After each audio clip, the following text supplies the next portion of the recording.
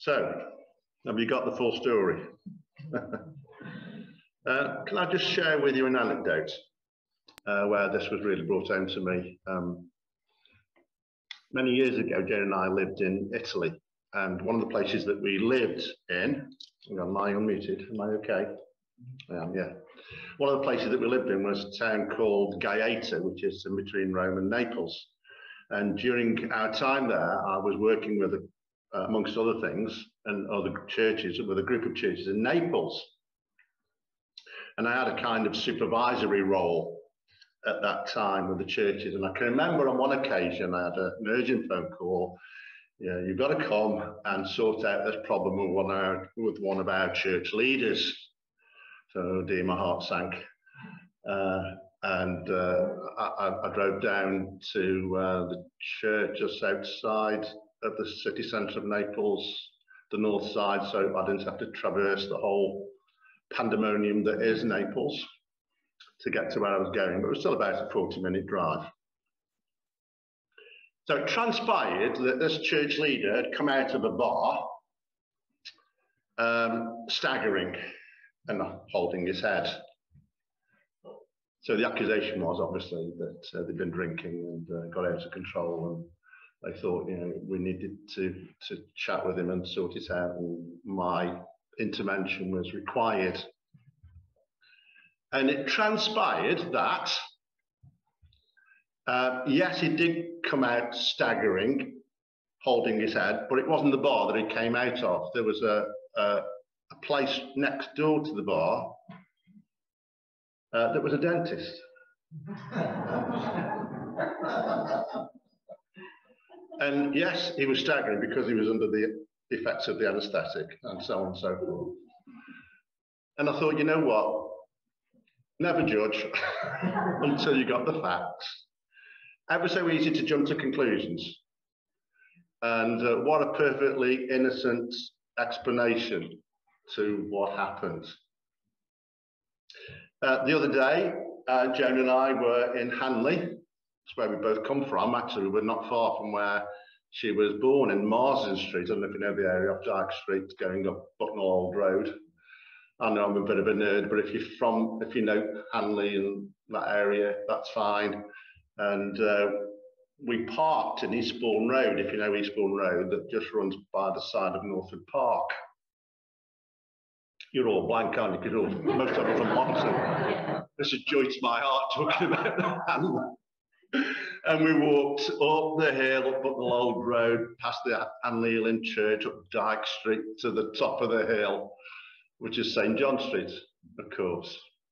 And then we came back down again and got in the car. And if you're in the car facing that in that direction from Eastbourne Road, all you can see at the bottom are a set of bollards. And Joan said, we won't be able to get out because of the bollards. And I thought to myself, there's got to be a way out somewhere. So I said, we'll just try. So as we drove down, sure enough, there was a road at right angles before you got to the bollards, at which you could turn right and end up on Keelings Road. But your first impression is there's no way out. The first impression is the bollards are there and we're stuck. But it's not always the full story, is it? And the encouragement today for us is to get the full story. Lamentations isn't the cheeriest book in the Bible. I'm not sure when was the last time that you read Lamentations. The clue's in the title. Jeremiah was having a good old lament. More about that in a moment, but I just want to talk about the need to feel pain. Now you might think, oh boy, he's on a downer again. He needs a holiday, he needs a break, we need to come out of the pandemic. Possibly. But we need to feel the pain and the suffering of the world and of people's stories and experiences. Only God has the ability, and only God is the one who can shoulder every person's personal story and pain, and every situation in the world of every nation and ethnic group and suffering that everyone is going through. And he's able to do that and reach down to where you are and where I am on the micro level, which is wonderful, and on the macro level in terms of what's going on in between nations and different regions of the world and what's going on with the planet and all of that. God is big enough, he's powerful enough, and he's loving enough, not just to shoulder it, but to actually absorb it and to enter in and to carry all that stuff. So it's not as if you and I are being asked to do all of that, because it's overwhelming. What we're asked to do is to cast our burden on the Lord because he cares for us. But what we're also asked to do, according to Paul when he wrote to the Philippians, was to learn to share in the sufferings of Christ. Remember that bit? We kind of rejoice and jump up and down and are happy for, you know, the power of his resurrection and all the rest of it. But then Paul says, and to share in the sufferings of Christ. And part of that sharing is to feel something of what God feels for the pain and the suffering that's in the world. Not just with our heads, but with our hearts. To feel the sense of loss. To feel the cold. I'm talking about the emotional cold, the spiritual cold that many people feel and that the world feels. And to actually learn to give space for mourning and to lament and to feel the pathos of life.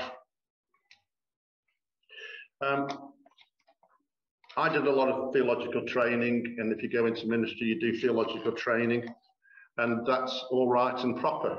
A lot of it is head knowledge, some of it is practical work that you do, and if I'm at the stage of life where somebody might come to me and ask for advice and counsel as to what training to provide upcoming ministers, I would offer, amongst other things, I would offer this piece of advice.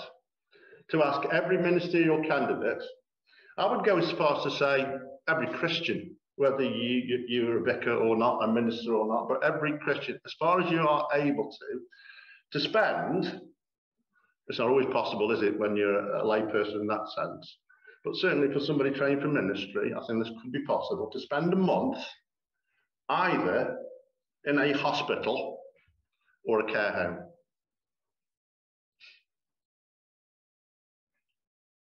To feel the pain of people going through difficulties and trials and suffering and hopelessness. And I think that would help us to understand something of the pain that God feels, of the suffering that he goes through for his world. And as far as I'm concerned, that's part of the mission of God in the world. Let's not pretend, as some do, that all is well and that real suffering doesn't exist. Jesus didn't really suffer on the cross, did he? Because he knew what was going to happen. He was the Son of God. That's nonsense. He prayed and he sweat drops of blood, didn't he, to plead with God that if this was possible, this cup would pass from him. It was real pain and real suffering. We're encouraged in the scriptures over and over again to weep with those who weep.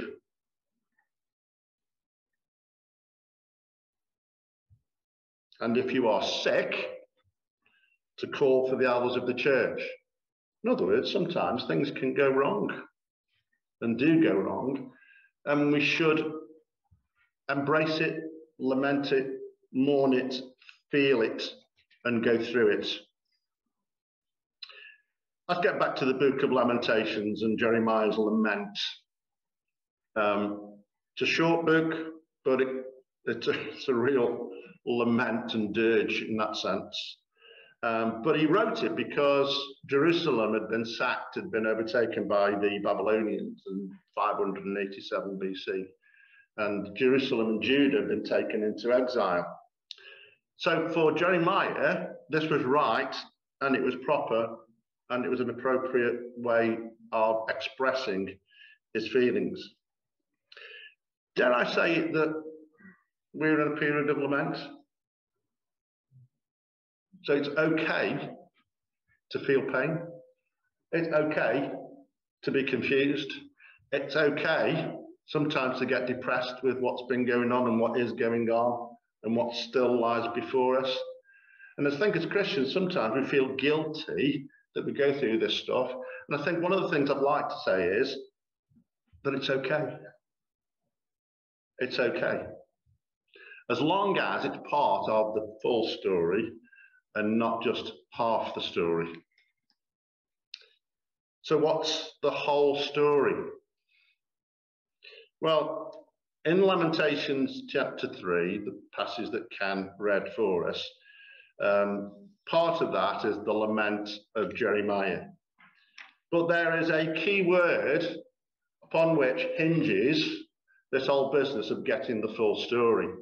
I've seen beyond the bollards at the end of the roads, to see beyond the cul-de-sac in our lives, to see beyond the suffering and the pain. That is real. It's not that it's not real, it's there, but it's not the full story. And the verse is found in chapter 3, it's verse 21, it's one word. It says, yet. Yet. So even Jeremiah, in all his lamentations, he was the weeping prophet after all, that's what we know him as, and all the pain and all the suffering that he was going through, and it was right, it was appropriate, it was proper, it was legitimate, and he had a rationale for it. He could feel the pain of God for what had happened to Judah and Jerusalem. Even Jeremiah in that situation somehow saw something of the hope and the light of God shining through, and he said, yet. Isn't that wonderful? He was getting a glimpse of the full story. Yet, he said, I have hope because of the Lord's great love. We are not consumed. Great is his loving kindness and his mercies. They are new every morning. I think one of the great things in what's been happening in our church community in recent months and so on is the garden of hope. And if you were here last week with the bishop and the dedication of that, it was a wonderful thing, wasn't it? And I think in the midst of lament, in the midst of loss, in the midst of mourning, in the midst of the pandemic, to have a garden of hope is a wonderful thing. And that's what we're about. We're about, yes, recognizing the pain and the hurt, but also recognizing that God is with us. The whole story does include salvation, deliverance, healing, renewal, restoration. The psalmist in Psalm 30 said, yes, I wail, yes, I mourn, but you've turned my wailing into dancing. You've removed my sackcloth and clothed me with joy. That's the full story. And then in Psalm 126, we sow in tears, don't we? A lot of the work that we do in the parish, with our school, with our church community, with affordable foods, and the people that we connect with as we deliver the food parcels periodically the way that we do. Don't you think that's part of sowing in tears? If you feel anything towards the community, people around us, I think it translates into real pain and sorrow and tears, and we're sowing in tears. But we will reap how? Come on, we know it. With songs of joy. We go out weeping, but we return with songs of joy. Jeremiah was saying, you know, in the midst of everything, God is with us. We will return to the land, and they did. Okay, it was 70 years, but they did return. God remains with us. God says to you and to me, he says to his world, I will never leave you nor forsake you. Just to close with a verse from that same chapter, chapter 3 and verse 40. How do we respond to all of this? Well, this is something that we don't always like to do. I used to be a primary school teacher, and there's lots of things I really used to enjoy doing with the kids, you know, especially if we had day trips to Chester Zoo or Gladstone Pottery Museum, and we'd do things that was exciting and so on and so forth. But in primary school education, just like in life, there are some things that are not so palatable. We've got to learn our times tables. You've got to redo your spellings. And if you struggle to write your name, you know what? Maybe the first thing you need to do on a Monday morning is just practice writing your name out 10 times. It's ever so sad when you've got people in year 6, that's 11-year-olds, that I've come across, and if you think you've been in primary school education, you'll come across as well, who still can't write their names. And so stuff like that, it's like really tough and really hard, isn't it? But it's part of what you have to do. And this is part of what we have to do in our spiritual walk and in our spiritual discipline. Verse 40, let us examine our ways and test them, and let us return to the Lord. Isn't that just like really practical, common sense spiritual advice? It's not airy-fairy. It's not intellectual and theoretical. It's like in the midst of everything that's going on, let's examine our ways, test them, and let us return to the Lord. And I am going to close with the last verse of Lamentations. So it's chapter 5, right at the end. Restore us to yourself, Lord, that we may return. Renew our days. And that's part of the full story. And as we kind of get the full story, sometimes we struggle to understand it, which is why we have to return to the Lord, which is why we have to seek renewal and restoration. Because it's not simply an intellectual exercise where we get one side of the story and all of a sudden see the other side of the story and bingo, we're there. Never works like that, does it? We have to go through the emotional and spiritual journey to get there. And part of that spiritual and emotional journey is to return to the Lord and seek his renewal and his restoration. And I pray that this morning, us being together is part of that journey. It's part of our honest appraisal of where we're at. But it's also part of our worship where we say in the midst of everything, yet, Lord, you are worthy, you are faithful, your goodness never fails, your blessings are new every morning. And that's why we gather as a people, not just a people who experience the suffering of Jesus for his world, but we gather as a people of hope as we wait on the Lord. Amen.